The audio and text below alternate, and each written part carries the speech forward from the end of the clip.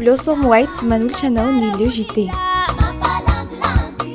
Blossom White dia amin'ny vidiny roanjato sy arivo ariary. Ye misy iporeny madoly zay aleandrangà tanantsirabe tamaga majoanga mpampianatra betraikefa satrara dokotera professeur magistrat investissez dans une valeur sûre. Uprime manolotra anao ny Le JT. Ushuaïa, nouveau déodorant compressé, vous présente le JT. De fleurs d'oranger pour une efficacité 48 heures. Nouveau déodorant compressé Ushuaïa. Université SM, une des grandes universités à Madagascar. Université SM manolotra anao ny Le JT. Université SM, dignité, créativité, qualité. Tiara, manolotra hoanao ny Le JT. La saveur ultime des fruits. 5G Batelma, des actualités uniques, dynamiques et renversantes dans le JT.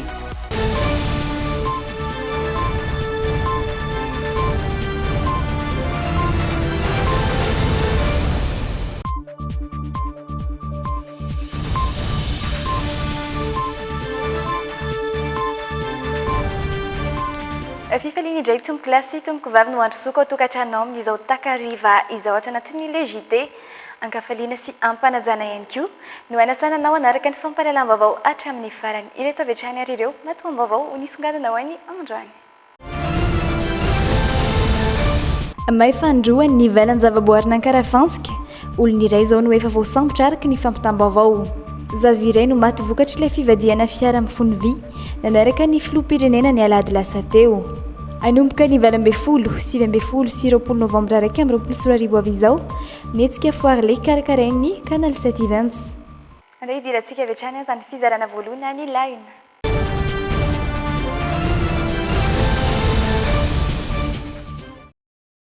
Maifandroany ny valan-javaboarina Ankarafantsika. Olona iray izao no efa voasambotra araka ny fampitam-baovao ny ministeran'ny tontolo iainana sy ny fandrosoana Lovainjavy.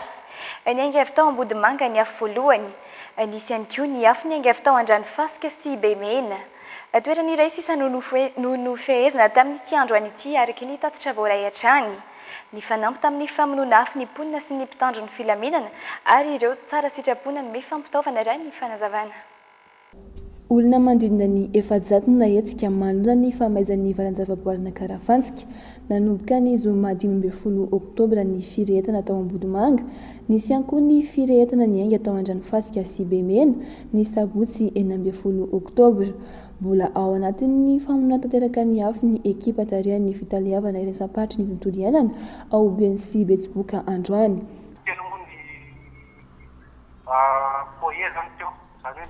Tangana fontranga ny anankiroa efa matroka teraka fa manao an'izay anankiray izay ny vokon'olona miaraka amin'ny miala sy ny tafika zany.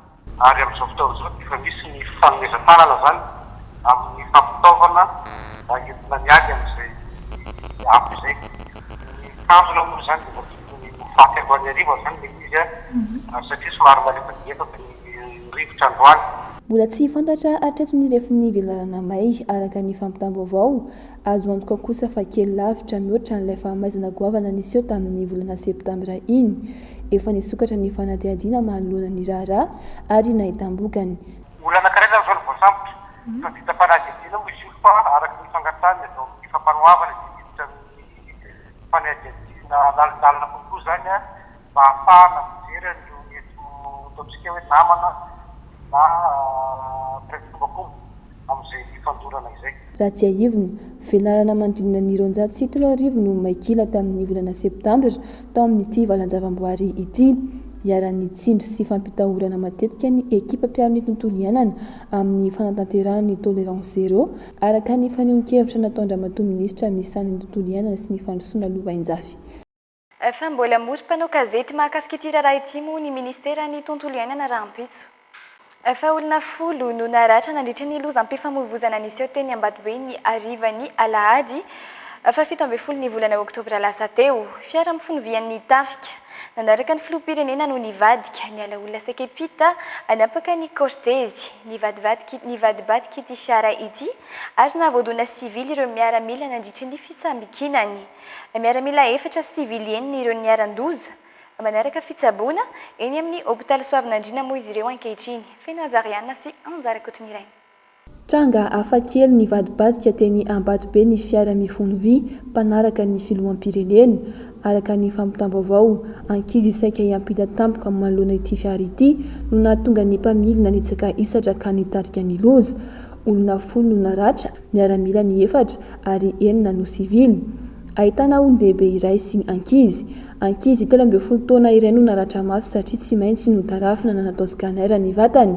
Voadonan'ireo miaramila nitsambikina avy ao anaty fiara ireo sivily ireo raha ny fanazavana hatrany. Manaraka fitsaboana eny anivon'ny hôpitaly ny tafika ireo niaran-doza rehetra.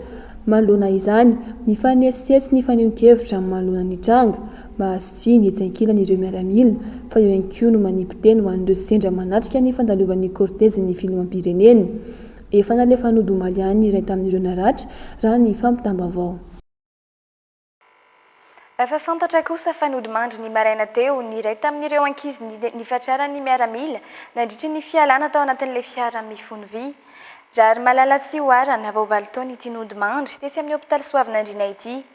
Tsy maintsy nirosoana ny fandidiana azy raha ny fampitam-baovao avy tamin'ny fiadidinan'ny Repoblika ny aliny alahady noho ny fahasarotany toe-pahasalamany.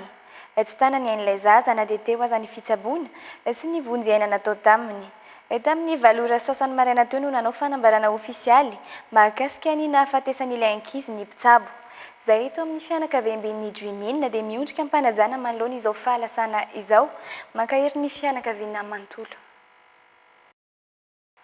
Fa tatoato ny fanesesy ny loza amin'ny mpifamoivoizana ny tranga Tetsivato sy Anteza izao nitoro ny fianakavian'ny niaram-boina. Tovolahy teratany Sinoa no maty Tetsivato. Olona 10 kosa no maty tao Anteza. Niverina niakatra fampanoavana androany ny tranga tao Ivato, mbola tsy nisy didiny voaka kosa nefa. Ny Aina Rasolo Armanana sy Anjarakotiny iray.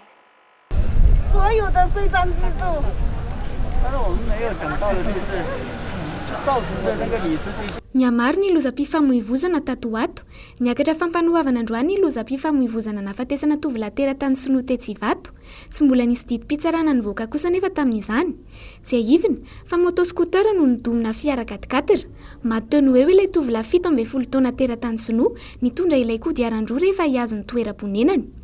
Efa niakatra fitsarana indrony Antaona mialoha ity androany ity ny raharaha. Tamin'ny fitsarana voalohany nataon'ny 17 septambra lasa teo no lazaina fa fiara Starex ilay nandona fa tsy fiara tsy mataho-dalana. Ny manaraka indray no lazaina fa nisy lifatra nakany amin'ilay fiara nandona ilay kodiaran-droa rehefa nikasa hisongina. Nisy horonan-tsary fanaraha-maso anefa nanamarina ny tranga marina. Hita ny famotorana Savaranonando teo anivon'ny Zandary niakatra fampanoavana ny raharaha. Nisy fanambarana tamin'izay fotoana izay natao dia voatery ny tonimpam-panolalana namerina ny raharaha zany mba anohizana ny fanadiadiana momba an'izay. Rehefa vita indray fanadiadiana io nahitana ny marina dia niverina teto indray ny raharaha ary dia mbola nisy fanambarana hafa indray no entina. Antony zany izay nahatonga ny raharaha indray naverina fandroany eo anatrehan'ny Zandary mpanao famotorana ho fanohizana ny fanadiadiana sy ny famotorana dia miandry ny fahavitany izay tsika dia miverina eto anatrehan'ny fitsarana indray. Ny antony hitaraina izy mivady dia mahatoky ny fitsarana malagasy izy. Efa natao réquisition moa ny filazana azy zany araky ny baiko ny tonimpam-panolalana dia nataon'ny gendarme réquisition iny firaketana an-tsara iny dia efa notazomina ho isan'ny proof zany. Lozam-pifamoivoizana tao Anteza indray. Sprinter avy any Fianaratsoa no nifandona tamina camion avy any Ambositra. Tamin'io fotoana io no nahafaty ilay mpivady iray sy ny zanak'izy ireo vao 9 volana monja. Mahery ny 10 ireo maty tao anatin'izany. Nisy ihany koa ireo naratra. Raha ny fanazavana azonay, ndrimindrimy mafy ilay camion. Nanambary ity mpamily ao amin'ny Campima B47 ity, coopérative misy ilay sprinter avy any Fianaratsoa, fa tery ny lalana ny fanenana ireto fiara roa ireto. Nakasisiny ilay sprinter fa mbola voaringotra ilay camion ihany, ka izay no nahatonga ny loza hoy izy. Itorony tomponantoka tamin'ny fifandomana ny fianakavian'ireo niarambony. Fitorana no mandeha zany satria fa zay zany hoe satria tsisy fandraisana ndraikitra na kely ary nataon'le coopérative fa na fisaorana fialatsiny tsisy ara hoe ninona zany ataony fa ny angaviana io fotsiny ingany ataovy moramora ny fikarakarana an'le taratasy satria enjakenjana ihany mikarakara taratasy na ninona zany zay aleanao sarosarotra be le izy marina hoe fa zay ny zava-petraka moa tsy mety tsy manara-dalàna fa tokony mba jerena ihany no an'le olona voan'ny fahavoazana ohatran'izao. Miantso ny fanjakana ireto fianakavian'ny arambona hijery ny raharahan'izy ireo akaiky. Tokony hafainganana ny dingana sy ireo antanantohatra rehetra mialoha ny fitsarana sy ny valin'ny fitsarana hoy ireo fianakavian'ny arambona tany Anteza. Mitaky ny amoahana ny marina amin'ny nahafatesan'ny zanany 17 taona kosa ny ray aman-dreny Kevin ilay teratany sy no maty tetsy Ivato.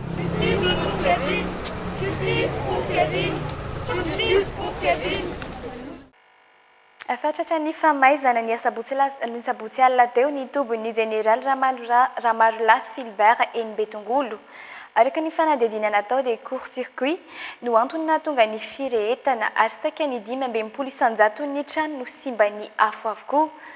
Ilaina araka izany ny fanarenana aingan'ity toby ity raha ny nambaran'ny sekretera jeneral miadidin'ny zandarmarie-pirenena noho izy mirakitra ny tantaram-pirenena sy ny tantaran'ireo zandary eto amintsika. Mangataka tolo-tanana avy amin'izay malala-tanana ahafahana manatanteraka izany ihany koa ny eo anivon'ny zandarmarie-pirenena amin'izao. Aina Rabasso, Rivinirina Tekaleo.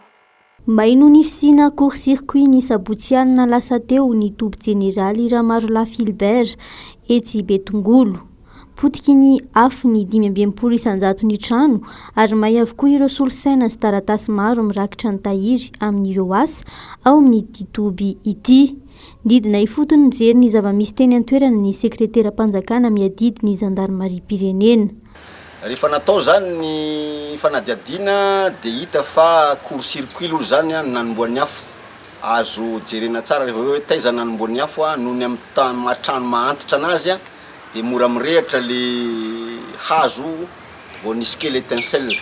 Vovony ihany moa zany ny afo fa raha araka ny filazan'ny teknisiana natao amin'ny gendarmerie zany dia 65% no simba amin'io trano io. Ahitana vakoka mihoatry ny 100 taona mahery mirakitra ireo tantaram-pirenena sy ny tantaran'ny zandarmarie ihany koa ny toby jeneraly Ramarolà Philbert. Mangataka fanampiana araka izany avy eo anivon'ny zandarmarie-pirenena amin'ny fanarenana aingana ireo simba rehetra vokatry ny fahamaizana mba tsy hahafaty ny tantara izay mbola tokony ho fantatry ny rehetra indrindra ny any aoriana. Ka mba anatin'ny fiarovana anazy amin'ny mety ho afo zany dia mety hivadika musée ihany koa ty ho an'ny gendarmerie sy ho an'ny firenena mihitsy amin'izay le mahavakoka anazy zay dia araka ny tenen'ny teknisiana dia any amin'ny 100 millions d'ariary ihany no eritreretra fa mbola ho avy moa le devis. Zay mahatonga any amin'ny teny hoe ny gendarmerie zany vao omaly izy no may tsy afaka hipetraka fotsiny fa rapitso dia fanomboka ny asa mikasika an'izay dia mety ho fandrodanana an'izay mety rindrana efa boboka sy mety fanamboarana an'izay mety pitsopitso ny ara-teknika hahafahana manao tatitra amin'ny ambaratonga mpahefana rehetrarehetra ka eo anatrehany zany rehetrarehetra zany dia eto zany zay mijoro sady mampafantatra ny zavatra nitranga no mampiseho ihany koa ny fandraisana andraikitra rapitso sady amin'izay ananana dia ny amarana anazy dia ny fangatahana tolo-tanana amin'ny mahatagna maro ny fandriampahalemana satria antsika rehetrarehetra ty marina hoe gendarmerie no mampiasa azy zao fa raha ny tantara teo dia tantara-pirenena mihitsy ny atao anatin'ity ity trano ty na ny tao-trano fotsiny raha dia fahitana an'izany ka manentana ho an'izay malala-tanana ka vonona ny anampy amin'izany asa makadiry zany amin'izany famerenana ny lohan'ireny zany tantara-pirenena mahavakoka azy zany. Raha tsy ahivina kely ny tantara dia ny taona 490 no niforoana ny kazerna misy ity trano may izay mitondra ny anarana toby jeneraly Ramarolà Philbert ity. Tato no niorina ny école des enfants de troupe tamin'ny taona 1390. Tao ihany koa no nampifondrona ny frantsay ireo miaramila malagasy hiatrika ny ady lehibe voalohany sy faharoa ny alohany nandefasana azy ireo tany Toamasina ary nalefa tany Eropa. Fa mba ahafahany mpiasa ny fitsarana mambary olana eo anivon'ny asan'izy ireo, isy ny fiofanana izay ho karakarain'ny OIT na ny vondrony iraisam-pirenena misahana ny asa ho an'ireo mpitsara malagasy. Ho fanatsarana ny asan'izy ireo sy ho fampiarana ihany koa ireo didy mandalana iraisam-pirenena. Ary indrindra ho fampiroboroboana ny asa mendrika izay edina mafy amin'izao fotoana izao.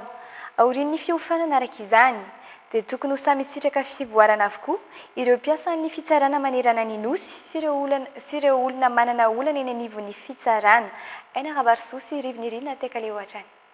Mpiasan'ny fitsarana maherin'ny 10 manerana ny nosy no hiatrika fiofanana mandritry ny 5 andro ahafahan'izy ireo mamahy ireo olana eo anivon'ny asan'ny fitsarana. Fantatra mantsy fa maro ny zavatra tokony ampiarina na eo amin'ireo mpiasa na eo amin'ireo olona manana olana eny amin'ny fitsarana no mbola tsy voafehatra eto ka manakatsakana ny zon'ny tsirairay ary mety hanimba azy ireo mihitsy aza izany tsy noho ny tsy fampiarana ny didy amandalana iraisam-pirenena izay ho ampiarina mandritry ny fiofanana. Ny olana miseho dia voalohany indrindra aloha ny olona izay manana adinasa tsy mahafantatra koa ny fisian'ireo dia voatery tsy maintsy ny mpitsara zany no mampiatra mivantana amin'ireo didy amandalan'ireo amin'ny famahana ny olana ka ny mahasarotra azy zany dia izay hoe lalàna iraisam-pirenena ny firenena rehetra no kondo na nandinika sy namolavola sy nanapaka mikasika an'ireo dia zavatra tsy dia tena mora loatra zany izay didy amandalan'izay zay dia eo koa zany ny era mahafantatra fa ny mikasika ny asa moa zany dia tsy mifanaraka matetika ny syndicat ny mpiasa sy ny mpampiasa izay mivondrona ao anatina groupement koa zany dia ireo didy amandalana ireo nefa dia ny zavatra tena kendreny dia mampiavana an'ireo totareo mba hisiny le atao hoe dialogue social zany hoe mba dialogue social zany hoe ny zavatra tena tanjona kendrena zany dia mba hisy ny asa ny fanatanterahana ny asa dia mirindra ampilaminana tsy hisiny le grève lava reny Vinanasan'ny OIT na ny vondrona iraisam-pirenena momba ny asa amin'izao fotoana ny fampiroboroboana ny asa mendrika eto Madagasikara. Maro ireo fifanarahana iraisam-pirenena efa nankatoavin'i Madagasikara mifanaraka amin'izany saingy ny fampiarana azy sisa noho izao ifanampiana izao ka nandray ny anjarany avy eo anivon'ny fitsarana izay anisany sehatra misedra olana maro lafy. Amin'ny lafiny araka asa moa zany dia miezaka mampiroborobo ny atao hoe travail décent. Dia Madagasikara dia nanamafy ratifié convention internationale maromaro ary ny atao hoe convention fondamentale sy ny convention de gouvernance izay nosiniavana firenena maro miarahana amin'ny OIT dia efa nankatoavin'i Madagasikara daholo. Dia tsara ny mpitsara malagasy mahafantatra an'ireny hoe fenitra iraisam-pirenena ireny amin'ny lafiny arakasa mba ahafahany mamahy ny olana arakasa hoentiny eo an'arivon'ny fitsarana. Any ny andrasana amin'ity fanofanana ireo mpitsara ity dia ahafahana satria fantatsika fa ny fifanarahana iraisam-pirenena izay ankatoavin'ny firenentsika dia tafiditra ao anatin'ny norme interne antsika zany hoe manana valeur ambony lalàna ny convention internationale une fois ratifié dia afaka s'inspirer afaka tokony ho ampiarin'ny mpitsara zany reny amin'ny famahana ny olana entiny eo anatrehany dia any anatin'ny motifany didy zany afaka mampiasa ny reny tsara zany ny mpitsara malagasy amin'ny antonantony didy rehetra izay avoakany raha toka mahakasika an'ilay sehatra voakasika ilay fifanarahana ilay raharaha. No tanterana nomboka androany ny atrikasana ny fampiofanana ireto mpiasan'ny fitsarana ireto. Antenana araka izany fa orin'ny fiofanana dia tokony hisy fivoarana avokoa ireo mpiasan'ny fitsarana manerana ny nosy ary ireo olona manana olana eny anivon'ny fitsarana ihany koa. Ary miamroso kelikely ny fampiarana ny asa mendrika eto Madagasikara.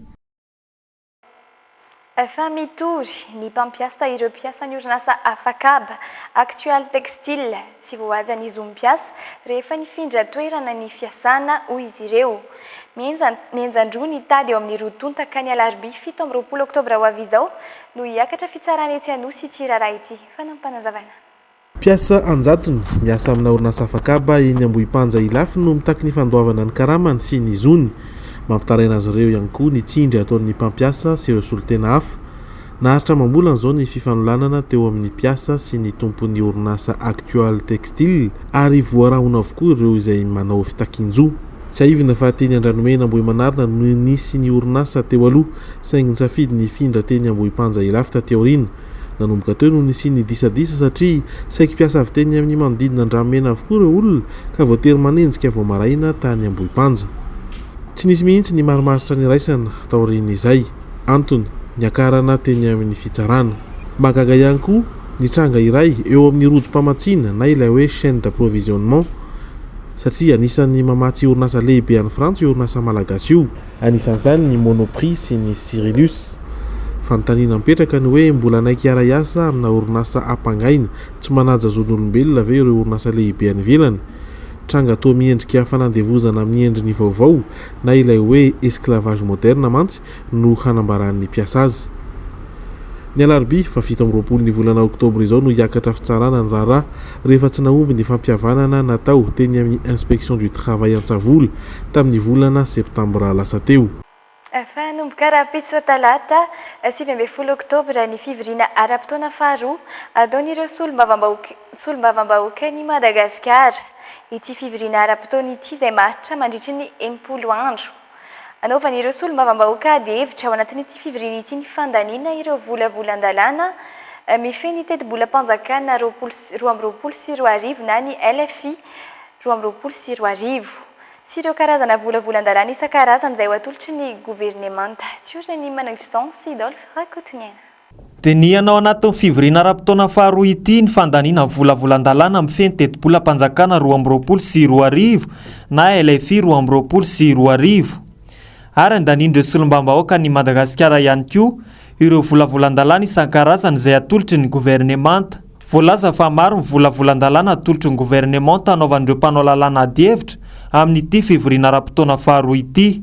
Hifantohan'ireo mpanao lalàna amin'ity fivoriana ity ihany koa ny fanapahana ny teti-bolam-panjakana izay ahafahana manangana foto-drafitrasa toy ny sekoly, fanamboaran-dalana, ny fananganana hopitaly, ny barazy, ny momba amin'ny fambolena, ny rano fisotro madio sy ny maro isan-karazany. Hatreto mbola tsy azon'ireo solombavambahoaka eny am-pelantanany hatramin'ny androany ireo fandaharam-potoana mahakasika amin'ny fivoriana izy ireo raha ny fanazavana ny solombavambahoaka iray. Hatramin'ny nandalovanay teny amin'ny anteny miera-pirenena Tsimbazaza ny atoandro teo dia tao anatin'ny fivoriana tanteraka ireo mpirao-maharitra. Manomboka raha-pitso amin'ny 12 ramaraina ity fivoriana ara-potoana ataon'ireo solombavambahoaka ity ka haritra 80 andro. Fa noho ny fahatarana tamin'ny fametrahana ny gouvernoura ny faritra Betsiboka, izao avokoa vao hita ny lesoka antony tsy nampandroso ny faritra hatramin'izay raha ny nambaran'ny gouvernoura vaovao. Teboka maromaro no tsy maintsy arahana mba ahafahana manatratra ny tanjona amin'ny fampandrosoana sy manatratra ireo faritra hafa ihany koa. Isan'ny notsindriny manokana tamin'izany ny disadisa politika izay anisany nahatonga ny faritra Betsiboka tsy nahitana fivoarana firy amin'ny lafin'ny fampandrosoana tany an-toerana. Mitatitra amintsika ny andindinin'izay Aina Rabarisosy Rivinirina Tekaleo. Marisarisa ny fandrosoana amin'ny faritra Betsiboka noho ny fahatarany fametrahana gouvernoura tany an-toerana. Maro ny zavatra tokony ho arenina faranja iaingana hoy ny gouvernoura voatendry ny alarobia lasa teo. Anisan'izany ny ady amin'ny tsy fandriam-pahalemana, ny olana ara-tsosialy ny mponina, ny faratsiany lalana izay anisany nitarika ny olana ara-ekônomika ao amin'ny faritra ihany koa. Any hoe ahafahanay mampiomana sady ny mpitandro filaminana, ny praidina izay misy ny dinany Betsiboka amin'ny Raitsy Miverina izay efa nivolavolana tamin'ny fotoanandrony zany. Eo koa ny dinany tsy mandefitra any amin'ny distrikta Tsaratanana ho ampiarahana daholo zany iarahanay miara-miasa amin'ny praidina mpitandro filaminana vahoaka any amin'ny distrikta Tsaratanana. Eo ihany koa ny fampandrosoana izay anisan'ny priorité de priorité dia ny ady amin'ny tsy fananana asa ny eo amin'ny lafiny ara-ekônomika izay problème be any amin'ny distrikta Tsaratanana tsy tavavoaka ny vokatra dia tsy maintsy hiditra amin'ny fanamboaran-dalana aingana dia aingana izay indrindraindrindra ihany koa fa ny ara-tsosialy mahatonga ny tsy fandriam-pahalemana any amin'ny distrikta Tsaratanana ka andreo maiva tanàna dia marisarisa ny fiarahamonina marisarisa ny ara sosial. Ankoatra izay anisany sakana lehibe teo amin'ny lafiny fampandrosoana any amin'ny faritra betsiboka ihany koa hoiatran'ny gouvernoura ny disadisa politika any an-toerana izay antony nahatonga ny faritra tsy mbola nisy gouvernoura nandritry ny fotoana maro. Ilaina fanarenana aingana ihany koa izany mba ahafahana mampandroso ny faritra. Disadisa ara-politika dia iangaviana tanandroa apetraka hatreo satria fampandrosoana satria hita fa tara ny faritry betsiboka amin'izao fotoana zao ary mbola mitaona koa zay mbola isy fampiavana zay ataonay mitaona ny reny ray aman-dreny ohatra mialatsiny manona anarana zokobe ray aman-dreny alaira masonay mba ho to aminay ampiavana anay any amin'ny faritry betsiboka ny ray aman-dreny any amin'ny faritry betsiboka zay misy fikambanana matotra dia matotra ty amin'ny Antananarivo aty to aminay koa izy reny ampiavana.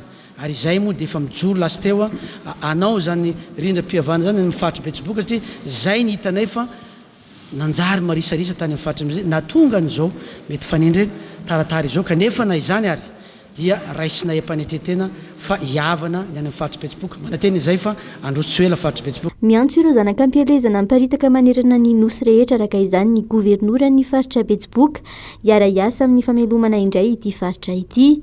Mangataka ireo tompon'andraikitra eto amin'ny firenena ihany koa hanoro-hevitra sy handravana ny disadisa politika tsy mampandroso ny faritra. Fanoraisin'ny commune Antananarivo renivohitra amin'ny alalan'ny SMGD amin'izay ny asan'ny Easy Park teo aloha ny amin'ny fandraisana antanana ny parking eto Antananarivo renivohitra. Betsaka ny tanjona napetraka amin'izany trany ny fanazavana saingy napetraka olona raha-pahamehana trany ny fanomezana fahafampo ny mpanjifa handeha rahantsika ny andindin'izay eo amin'ny rindra tsary ny Stéphane Rakotomalala. Isan'ny fanavaozana ny fomba fitantanana napetraka ny fandraisan'ny commune Antanana ny parking raha vantany vao nandray ny toerany ny ben'ny tanàna Antananarivo amperinasa. Betsaka ny paikady no nasiany mpanavaozana sy nahintsy mba ahafahana miroso amin'ny tsara kokoa ny fanazavana. Fanomezana fahafampoan'ny mpanjifa no tanjona hoy ny tale jeneraly ny SMGD ny solo-toerana ny Easy Park teo aloha. Ankoatra izay, misy ny toro-lalana manokana nomena amin'ny fandoavam-bola amin'izay parking izay mba isiany mangarahara.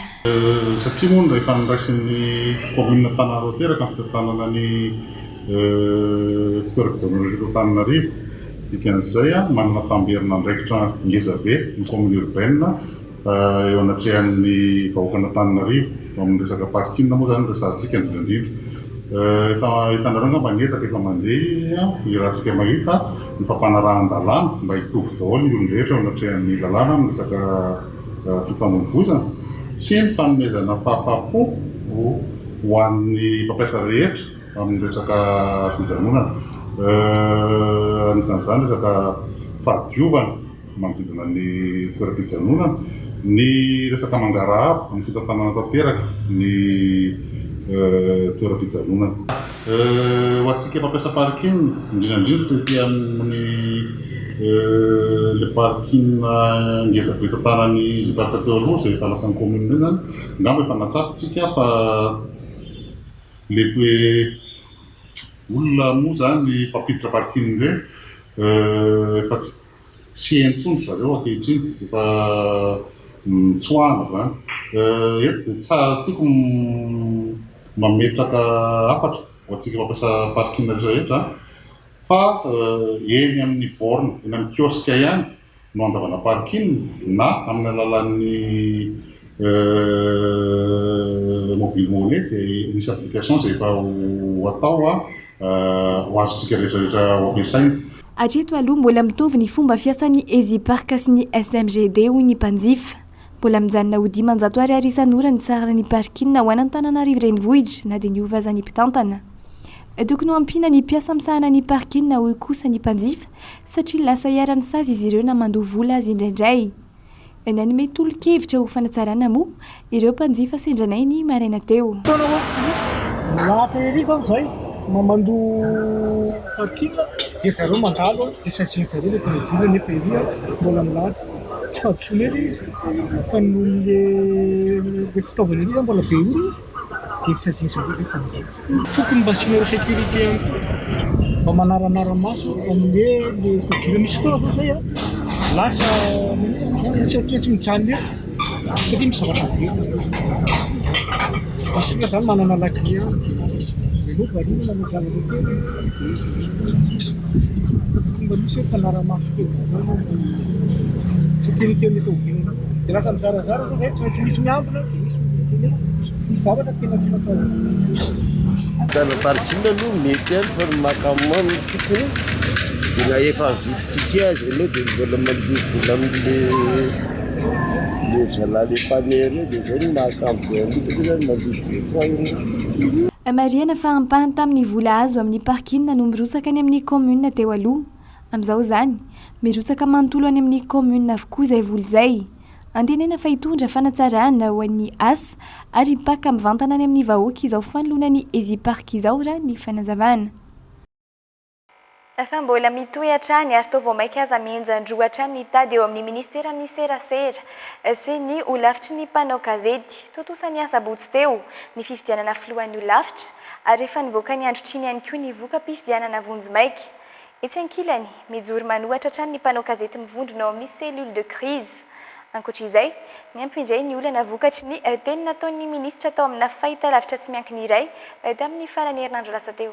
Warahantsika ny andindign'izay ao amin'ny rindran-tsary ny Stéphane Rakoto Manalatrany. Fambary iray mampiseho korontana efatra ny ampiandohana ny kandida tokana nirotsaka ho fidiana ho filohan'ny olavitry ny mpanao gazety. Totosa somatsara ihany zany asa botsy lasa teo. Mariana fa niandro ny fifidianana ihany dia nivoaka ny voka-pifidianana vonjy-maika. Raha ho an'ny teto Analamanga manokana izao, miisa 5 sy 900 ireo mpifidy voasoratra anarana tao anatin'ny lisitra. Miisa 300 ireo mpifidy tonga izany hoe ny 570 isan-jato. 290 kosa ny vato manan-kery. Ny 470 na ny 220 faingo 330 isan-jato no vato fotsy ary 8 no vato maty. Ary ekeo antota-nisy io 520 sy 200 na 570 isan-jato zany no vato azon'ny kandida Monica Rasoularsan. Mijoro manohatra trany ihany koa anefa nivondro ny mpanao gazety mivondrona ao amin'ny cellule de crise. Manamafy izy ireo fa fifidianana sadasady no tanterahana tamin'ny asa botsy lasa teo iny.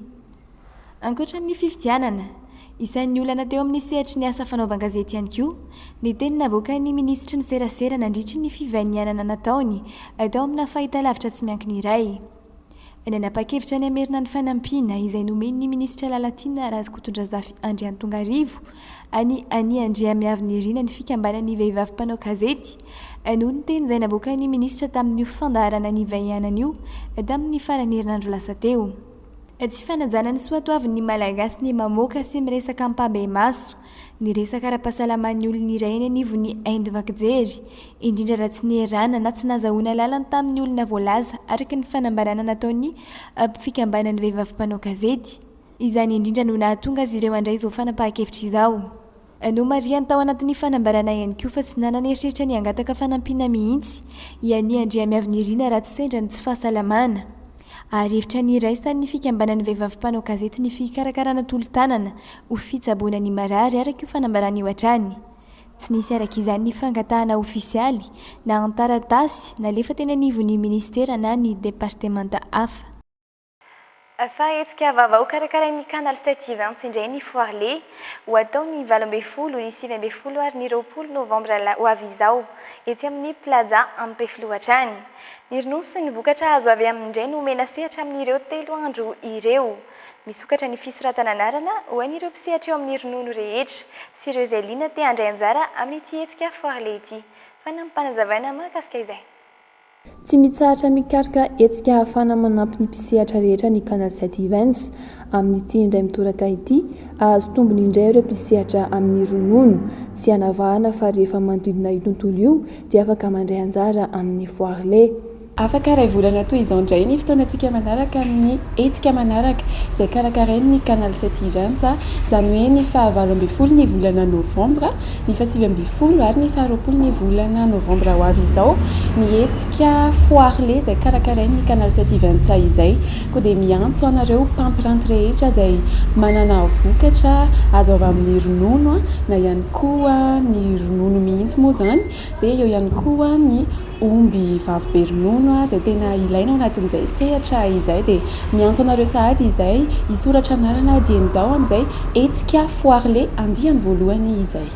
fotoana ahafahana mifanakalo hevitra ahitana mpanjifa vaovao sy anatsara ny lalam-barotra ny hetsika voarle araka izany antsoiny ireo mpisehatra rehetra maniry andray anjara amin'ny voarle.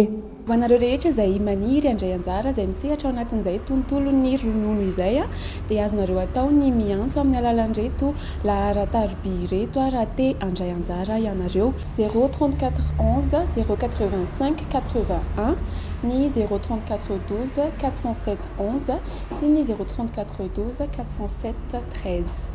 Ampatsiahivina hatrany fa ny 18 sy 20 ary ny 20 novambra no ataony hetsika voarle ho an'ny mpandrarany ronono rehetra. Ny tokotany malalaky ny plaza Ampefilo no andray ny hetsika. Fa tsy mitsahatra manome ireo mahasosy mamaly ny filandrehetra trany ny Canal 7 Events. Ankoatran'ilay voalaza teo ambony dia hetsika vaovao isan'ny karakarain'izy ireo ihany koa ny mahakasika ny asa fampitaindavitra izay ho hita etsy amin'ny plaza Ampefilo ny 12 sy ny 13 ny volana novambra ho avy izao. Entanina trany ary ireo liana sy te handalina kokoa amin'izay asa fampitaindavitra izay ho tonga eny amin'ny plaza Ampefilo. Tontolon'ny asa fampitaindavitra indray no atolotry ny Canal 7 Events ho an'ny rehetra amin'izao. Natao izany mba hanomezana fahafaham-po ho an'ireo liana amin'ity tontolon'ny asa izay efa mahazovahana tanteraka eto amintsika ity. Ny webcall showroom zany dia hetsika vaovao karakarain'ny Canal 7 Events ny 12 novambra izao izy io atao eny amin'ny plaza Ampefilo. Anasana indrindra ireo mpisehatra ao amin'ny tontolon'ny asa pitaindavitra. Asa pitaindavitra izay zany mety malaza azy ny teny baiko hoe ireo orinasa outsourcing offshore ny call center satria io zany zao no efa asa vaovao indray ary tena miroborobo izy eto amintsika amin'izao fotoana izao mahaliana olona maro mihitsy sady vahaolana akaiky indrindra zany ho an'ny tsy fananana asa aloha eto amintsika le izy. Tombony ho an'ny rehetra tsy hankanavaka hatrany ny hokatsahin'ny mpikarakara samy azo ny tandrify azy avokoa amin'ireo fotoana ireo na ny liana te hisehatra amin'ny asa fampitaindavitra na ihany koa ireo orinasa sahirana amin'ny fanovanana mpiasa ho raisiny. Dia ho anareo orinasa zany fotoana iray koa io ahafahanareo mahita n'ireo mpiasa izay manana traikefa manokana amin'io sy mba azahoana CV maro indrindra koa manao entretien zany satria ho avy ity ny volana desambra somary mitombotombo ihany ny asa any aminareo amin'ny desambra io dia fotoana iray io ahitanareo olona ahafahanareo manangona CV maromaro dia mba hitohy tsara ny asanareo zany. Ity no hetsika voalohany karakarain'ny Canal 7 Events mahakasika ny asa fampitaindavitra ho anao liana ary ireto avy ireo torolalana tsara ho fantatra mahakasika izany. Ianareo zany izay vonina andray anjara amin'ity hetsika voalohany webcall showroom ity dia afaka miantso amin'ny laharana 034 11 085 02 na ny 034 11 084 46 na ihany koa mandalo eny amin'ny Ampefilo ao amin'ny plaza Ampefilo na ety amin'ny Korondrano atao amin'ny Trimine. Entanina ireo rehetra liana te handray anjara amin'ity hetsika miavaka karakarain'ny Canal 7 Events ity mba ho tonga eny amin'ny plaza Ampefilo amin'ireo daty voatondreo. Tombony ho an'ny mpanjifa hatrany no katsaina ko tongava maro fa tsy ho diso fanantenana ianao izany. Fandeha hivadika any amin'ny maresaka iraisam-pirenena indray isika miakatra ny fianaky ny valanaretina Covid-19 ao Angleterre amin'izao. Royaume-Uni izay nalala ny fiapetrasakana rehetra tamin'ny volana Jolay lasa teo. Manentana faran'izay mafy niponany antoerana ny governemanta noho izany anao vaksiny fanefitra nahatratra tendro vaovao amin'ny tranga vaovao ihany koa i Russie amin'izay valanaretina Covid-19 izay. Dia valahantsika ny Antsipriandray. 3 mois que l'on n'avait pas vu ça au Royaume-Uni. Miakatra ny tahan'ireo tranga vaovao ao Royaume-Uni tao anatin'ny 4 ora farany 5:07 alina no tranga vaovao ary 5:70 ny lavo. Olona ray amin'ny 80 no mitondra ny valin'ny abo amin'ny fitiliana atao ao Angleterre. Royaume-Uni izay nanala ny fampiarana ireo fepetra-sakana rehetra manoloana ny valanaretina nanomboka hatramin'ny volana Jolay. Anoeran'izay, ny fanentanana ny mponina hanao vaksiny no paikadin'ny gouvernemanta hamezana ny fianaky ny valanaretina. Ny ankizy eo anelanelany 12 hatramin'ny 17 taona no tena voakasika izay. Eo amin'ireo salatondreo no tena ahitana ny tranga vaovao be indrindra ao an-toerana. Ao Russie, tratra indray ny tendry vaovao amin'ny tany tranga vaovao.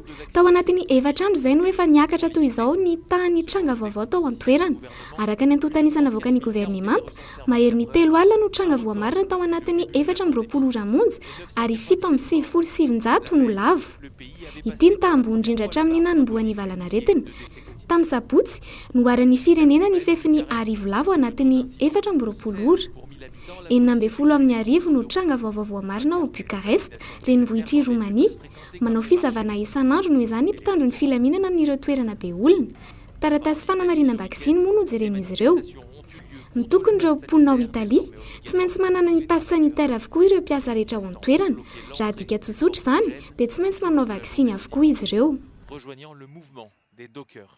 Efa eo amin'izay maresaka iraisam-pirenena izay hatrany, olona 100 no nitokana teo alohan'ny birao ny fiasan'ny mpitondra tao Soudan omaly, mitaky ny fanalan'ireo gouvernemanta mitondra ao an-toeran'ireo vahoaka amin'izao, noho ny fidangan'ny vidim-piainana sy ny fitotongan'ny toe-karen'izy ireo.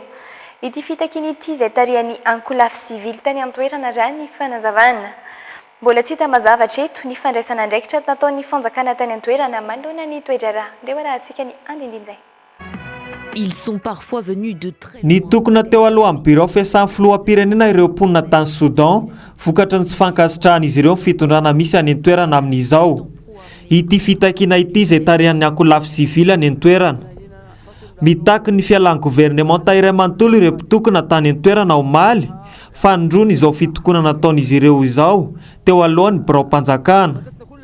Tesitra tanteraka ireo mponina ka mitaky ny fahafahan'ny Soudan izay latsaka katerena tanteraka ao anaty fahitrana hoy izy ireo. Anisan'ny firenena iray manitra indrindra izao Soudan ka tsy ilaina intsony ny fitondran'ireo gouvernemanta amin'izao raha ny fanazavan'olon-tsotra iray.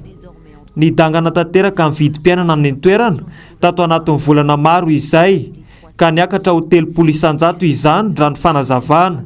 Fanampin'izay, ny fitotonganan'ny toe-karen'i Soudan izay nihiba tanteraka. Mbola tsy hita hatreto ny vahaolana naroson'ny mpitondra fanjakana any an-toerana mahakasika io fitakian'ny vahoaka amin'ny fialan'ny gouvernemanta io. Pour réclamer un transfert complet du pouvoir aux civils. Mbola eo amin'izay maresaka iraisam-pirenena izay hatrany. Voafonja mahery ny 5,000 no nahazo famontsoran-keloka tao Birmania androany. Mariana fa ireo voasambotra tamin'ilay hetsika nandritra ny fanoherana ny fitondrana miaramila sy ny jadona tany an-toerana nanomboka ny 2 febroary lasa teo ny ankamaroany ireo voafonja nahazo famontsoran-keloka ireo. Antony nanaovan'izao ny fiatrehana ny fetin'ny tadingy izay atao manomboka raha ampitso raha ny fanazavana. Miisa 4 sy 4,500 ireo gadra nahazo famontsoran-keloka tao Birmania androany araka ny fanambarana natao tamin'ny fahita lafim-panjakana tany an-toerana. Mifanaraka amin'ny filan'ny maha-olombelona ny famotsorana sy ny fahafahana tahaka izao araka io fanambarana io. Mialohan'ny rosoana amin'ny fetin'ny tadingy izay hanomboka raha ampitso fety isan'ny manandanja ao Birmania izany. Fomba fanaon'izy ireo amin'izany ny mandrehatra jiro manazava ny arabe, miampy ireo fombafomba maro isan-karazany mandrafitra ny lanonana. Rarany raha isitraka ny hazavana tandrify azy ihany koa ny tsirairay araka io fanambarana io hatrany. Raha tsy ahivina nanomboka ny fiandohan'ny volana febroary no nanomboka ny fanoherana ny fitondrana jadona tany an-toerana. Saika isan'andro tao anatin'ny volana maro, no nidina andalam-be na andro nalin'ireo mponina tao Birmania. Marobe ireo naratra, lavoanady, voasambotra nandritra izany. Fitakiana tena ny mason'ny mponina ny fanalana azy ireo ao ambanin'ny fitondrana miaramila ka nitarika ny fisamboran'ireo mpitarika sy mpanohana ny hetsika. Atoy ny mazatra tomboky lasy tomboky vavy mialohan'ny tena isa raha antsika dia ho atsidika aminao sahady ny vinona ny mety ho toetry ny andro ho an'ny rahampitso talata.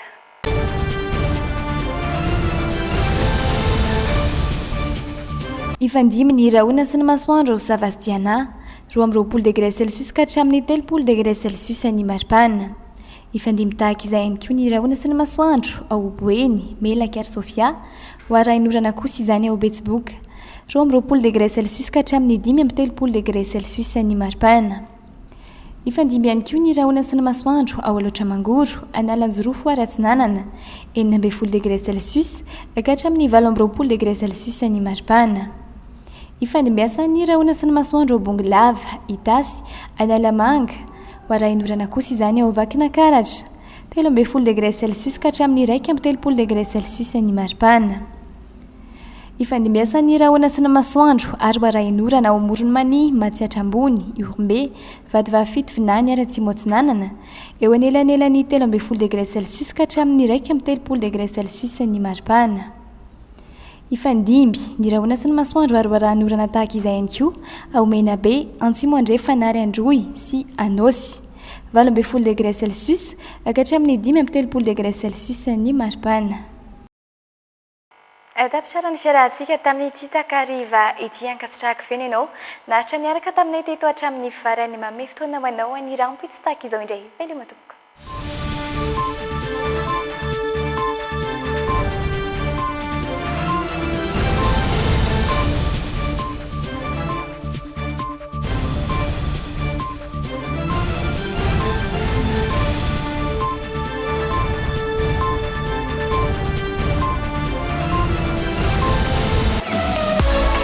Battelma, des actualités uniques, dynamiques et renversantes dans le JT.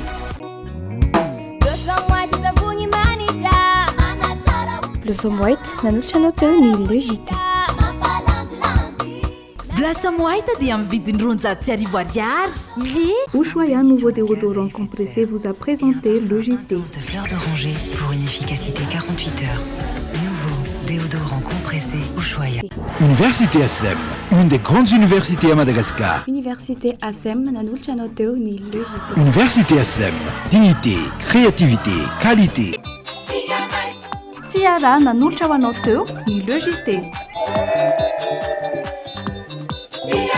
La saveur ultime des fruits. Miss Ibrahim Dolce Aliandrangá, Tanantsirabe Tamaga Machuanga, Pampanatra Pitraikeva, Chatara, Tukutera, professeur magistrat.